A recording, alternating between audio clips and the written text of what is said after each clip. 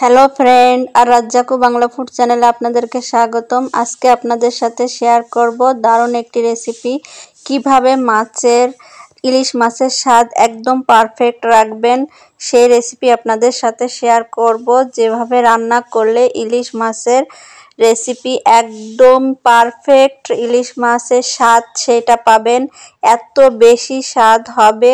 আর এইভাবে না রান্না করলে কখনোই এই স্বাদটা আসে না। ইলিশ মাছের যে প্রপার স্বাদ একমাত্র এইভাবে রান্না করলেই ইলিশ মাছের প্রপার স্বাদ আসে, সেটাই আপনাদের সাথে শেয়ার করব। আপনারা একবার এভাবে রান্না করে খেয়ে দেখুন যে ইলিশ মাছের প্রপার স্বাদই পাবেন, আমি গ্যারান্টি দিয়ে বললাম। আর খেতে একদম ইলিশ মাছের ডবল স্বাদ আসবে, এত টেস্ট আর এত সেন্ট, এত মজা হবে যে আপনি ভাবতেও পারবেন না যে এভাবে রান্না করলে ইলিশ মাছের স্বাদ কেন ডবল হয়। চলুন শুরু করি। আসসালামু আলাইকুম, আর রাজ্জাকু বাংলা ফুড চ্যানেলে আপনাদেরকে স্বাগতম। আমি শেফ সাবিনা ইয়াসমিন সীমা। আজকে আপনাদের সাথে শেয়ার করব, এই যে দেখতেই পাচ্ছেন আমার এখানে ইলিশ মাছগুলো আমরা কেটে ধুয়ে নিয়েছি।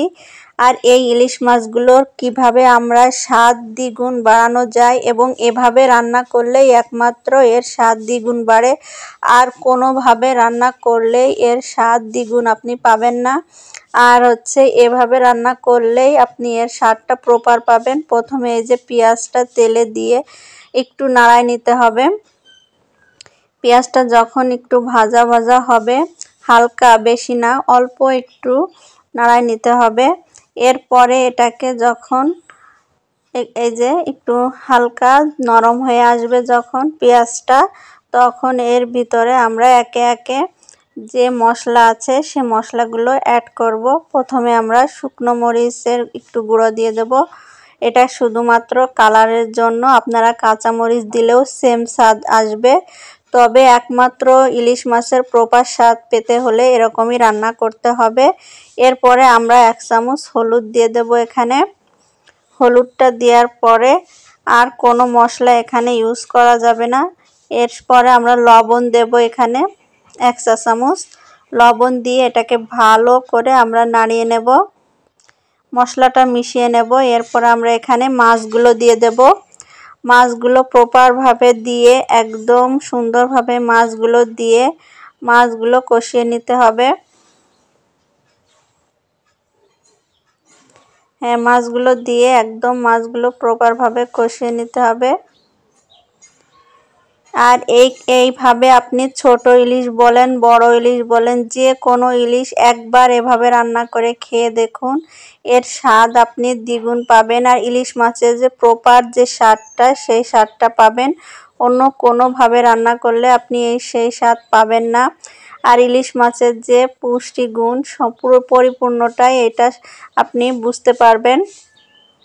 ইলিশ মাছে প্রচুর পুষ্টি রয়েছে। ইলিশ মাছ আমাদের সামুদ্রিক একটি মাছ, সপ্তাহে অন্তত 2 দিন আমাদের সামুদ্রিক মাছ খাওয়া উচিত। কিন্তু আমরা সামুদ্রিক মাছ বলতে শুধু ইলিশ মাছই বুঝি, কিন্তু আরও অনেক মাছ আছে ইলিশ মাছ। এজন্য ইলিশ মাছটা আমাদের অ্যাভেলেবেল আমরা পাই, এজন্য ইলিশ মাছটাই আপনাদের সাথে শেয়ার করে দেখাচ্ছি। আর সমুদ্রের মাছে অনেক প্রকার আর ক্যালসিয়াম, ভিটামিন, মিনারেল সব কিছু বেশি বেশি থাকে।